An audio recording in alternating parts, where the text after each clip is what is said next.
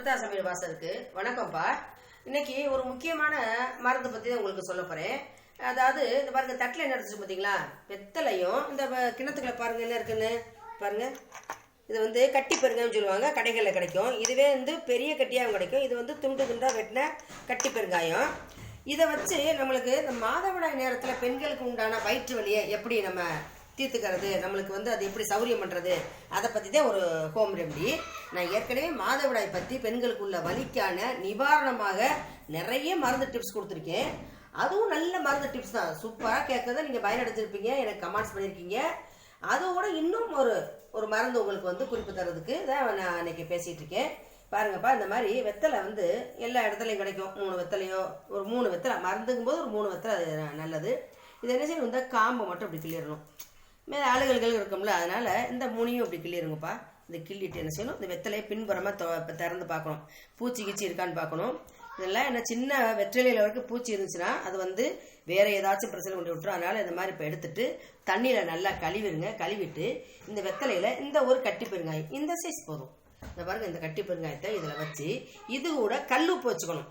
கல்லுப்பு கொஞ்சமாக, அதாவது ஒரு நம்ம கஞ்சிக்கு போகிற மத்தியில் கொஞ்சமாக இந்த 2 வரல சேர்த்து எடுத்தோம்னா எவ்வளோ உப்பு வருதோ அதை வச்சு இதை வந்து அப்படியே மடித்து வாயில் வச்சு மென்று சாப்பிடணும். எப்பன்னா தலைக்கு ஊற்றின பிறகு காலையில் வெறும் வயிற்றுல இதை மென்று சாப்பிட்டுட்டு 1 டம்ளர் சுடு தண்ணி வெதுப்பாக குடிச்சிடணும்ப்பா. இப்போ இந்த மருந்தை நம்ம எப்படி சாப்பிட்லான்னு உங்களுக்கு அதை வச்சு காமிக்கிறேன். பாருங்கள், நல்லா வெத்தலையை நல்லா கழுவியாச்சு. இது கழுவிட்டு நான் காமிச்ச கட்டு பெருங்காயத்தை தூள் பண்ணி வச்சுருக்கேன். ஏன்னா அப்படியே சில பேர் வந்து மென்று சாப்பிட மாட்டாங்க. அதை என்ன செய்வாங்க, தூள் பண்ணி அந்த குழந்தைகளுக்கு கொடுத்துடலாம். இதை பாருங்கள், இந்த அளவு பெருங்காயம் இருக்கணும்ப்பா, இருந்தால் தான் அந்த வயிற்று வலி கேட்கும். இது கூட இந்த பாருங்க கல்லுப்பு இந்த அளவு, இந்த பாருங்க இந்த ஓரத்தில் இந்த அளவு, இதையும் வச்சு என்ன செய்யணும், இந்த வெத்தலையை நல்லா மடக்கிடணும். இதை இப்படி நல்லா மடக்கி இந்த பிள்ளைகளை மென்று சாப்பிட சொல்லணும். இதை இப்படி இந்த நல்லா மென்று சாப்பிட்டுட்டு சாறு ஃபுல்லாக குடிச்சிட்டு முழுங்கிடணும். முழுங்கிட்டு ஒரு டம்ளர் தண்ணி, வெதுப்பான தண்ணி, சுடு தண்ணி நம்ம குடிச்சிடணும்ப்பா கட்டாயம். இப்போ வெத்தலையை சாப்பிட்றத காட்டிலையும் வெத்தலையை சாப்பிட்ட பிறகு இந்த சுடுதண்ணி குடிக்கணும். ஏன்னா இந்த சுடுதண்ணி போயிட்டு அந்த மருந்துக்குள்ள வேலையை பூரா கவனிக்கும். அப்போ இந்த சுடுதண்ணி மருந்தெல்லாம் சேரும்போது அந்த மாதவிடாய் பெண்களுக்கு அந்த வரக்கூடிய வயிற்று வலி, இடுப்பு வலி எல்லாமே செய்து ஒரு 5 நிமிஷத்துல டக்குன்னு காணாமல் போயிடும்ப்பா. இப்போ இதை வந்துப்பா மென்சஸ் ஆன அன்னைக்கு மட்டும் சாப்பிடலாமான்னு கேட்பீங்க. அன்னைக்கும் சாப்பிடலாம், ஒரு 3 நாளைக்கு தொடர்ந்து சாப்பிடலாம். இது மருந்துதான், இது வந்து நாட்டு மருந்து, நம்மளுக்கு ஒன்றுமே பிரச்சனை கிடையாது. அலோபதி மட்டும்தான் நம்மளுக்கு பிரச்சனை. அதுக்காண்டி இந்த மாதவிடாய் சமயத்தில் வரும்போது மாத்திரையை வாங்கி போட்டு உடம்புக்கு எடுத்துக்காதீங்க. ரொம்ப முக்கியமானது உடம்புக்குள்ளே இருக்கக்கூடிய கர்ப்பப்பையும் நமக்கு ரொம்ப அதிமுக்கியமான இடம். அதனாலதே இந்த நாட்டு மருந்து நம்ம சாப்பிடுறது. இது 3 நாளைக்கு தொடர்ந்து சாப்பிடலாம்ப்பா.